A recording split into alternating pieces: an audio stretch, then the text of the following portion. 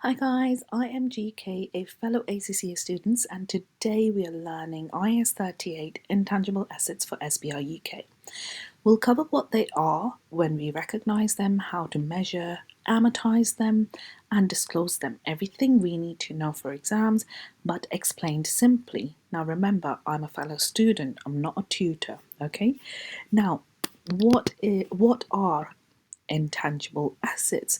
So first things first, what is an intangible asset? It is something you cannot touch, but it still gives your company future benefits. Ias38 basically says it must be identifiable, which is that you can sell it, you can license it, or it comes from legal rights like a patent.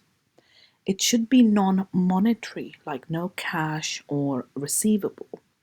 There should be no substance, unlike machinery or building. Some examples would be like software patents, licenses, copyrights, and even some R&D projects. But careful, brands you build yourself or goodwill you created internally don't count because you can't measure them reliably. Okay? I hope this has made some sense. Now, we go on to the recognition criteria.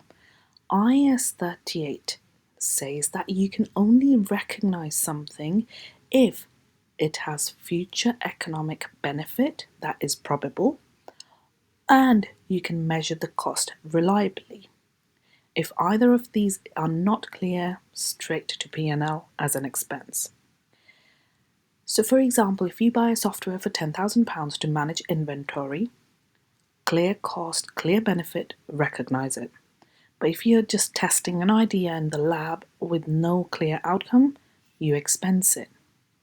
Now this thing here, which is called the identifiability and control, let's talk about that.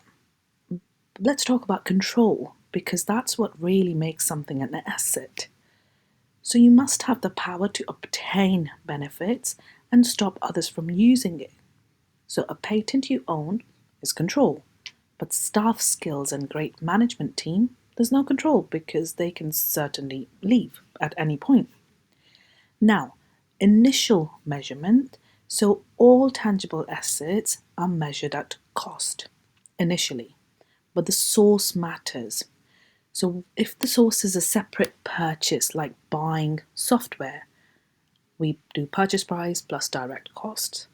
If it's a business combination, acquiring a patent through takeover, it's fair value under IFRS 3. If it's a government grant, then it's a free license, so we record at fair value.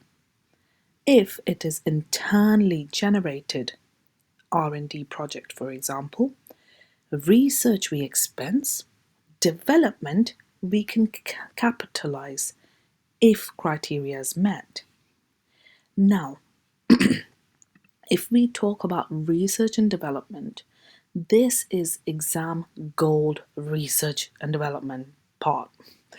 Now, the research phase, which is the early stage exploration, we always expense.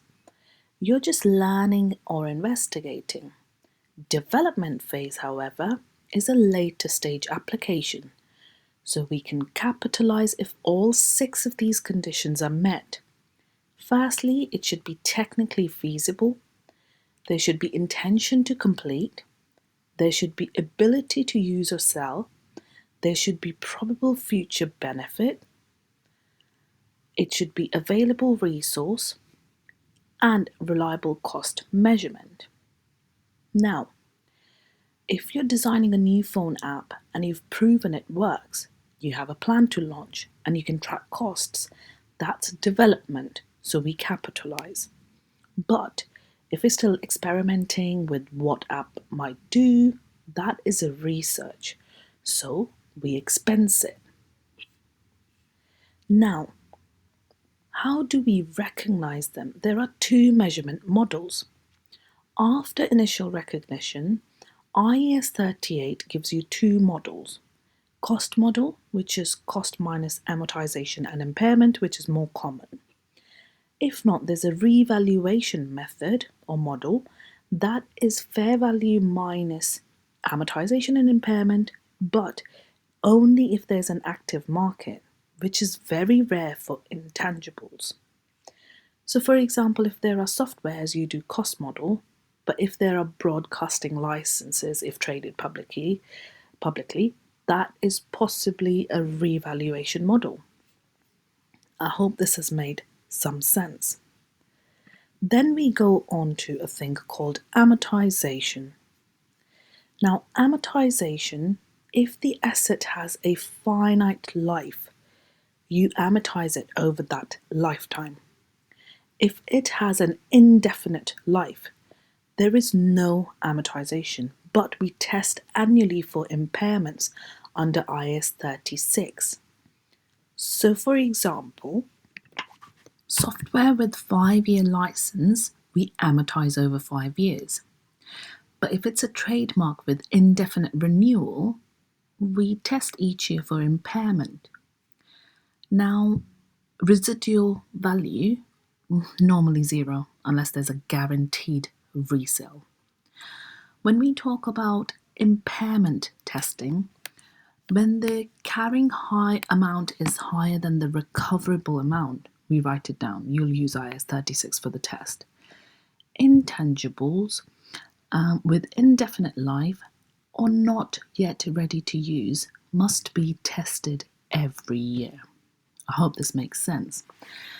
Going on to internally generated assets you can't recognize. These always go straight to expense. Internally generated brands, mastheads, publishing titles, customer lists, goodwills. So even if you spent millions building your brand, sorry, it's not on the balance sheet. Now going on to derecognition and disclosure. When you sell the asset or it is no longer bringing benefits, you remove it. Any difference between the sale proceeds and carrying amount is equal to gain or loss in profit and loss account.